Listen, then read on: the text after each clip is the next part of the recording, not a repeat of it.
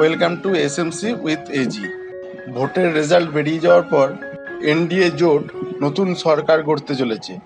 আর NDA জোটের অন্যতম দুই শরিক হলো বিহারের নীতিশ কুমার এবং অন্ধ্রপ্রদেশের চন্দ্রবাবু নাইডু। আজকে বিহার আর অন্ধ্রপ্রদেশ কেন্দ্রিক কিছু স্টকের নাম বলব। প্রথম কোম্পানিটির নাম SIS লিমিটেড। এর পিই হলো 32.6, ROCE 10.4, ROE 8.01 আর বুক ভ্যালু 167, ফেস ভ্যালু 5। এটি একটি স্মল ক্যাপ কোম্পানি। এটি সিকিউরিটি ও ইন্টেলিজেন্স সার্ভিসের সাথে যুক্ত। এর কারেন্ট প্রাইস 430 টাকা। সেকেন্ড স্টকটির নাম হলো আদিত্য ভিশন লিমিটেড। এই কোম্পানিটির পিই 61.5, ROCE 21.4, ROE 24.7, book value 380, face value 10।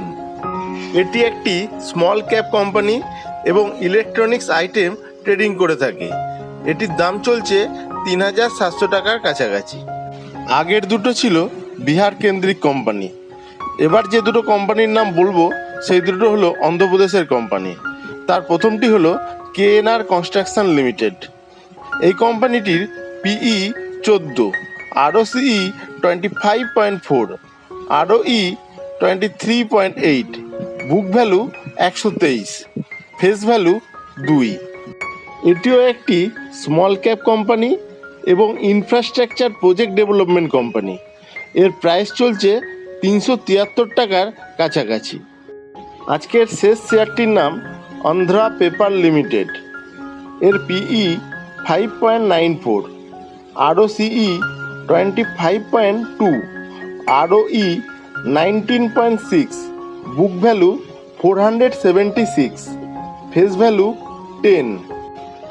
এই কোম্পানিটিও স্মল ক্যাপ কোম্পানি এবং এই কোম্পানিটি পেপার সম্পর্কিত বিভিন্ন রকম জিনিসপত্র ম্যানুফ্যাকচারিং এবং সেল করে থাকে।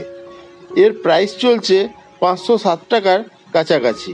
এখন যে স্টকগুলোর নাম বললাম এর কোনোটি আমার রেকমেন্ডেশন নয়। ভিডিওটি যদি ভালো লাগে অবশ্যই লাইক, শেয়ার এবং সাবস্ক্রাইব করে দেবেন। Thank you.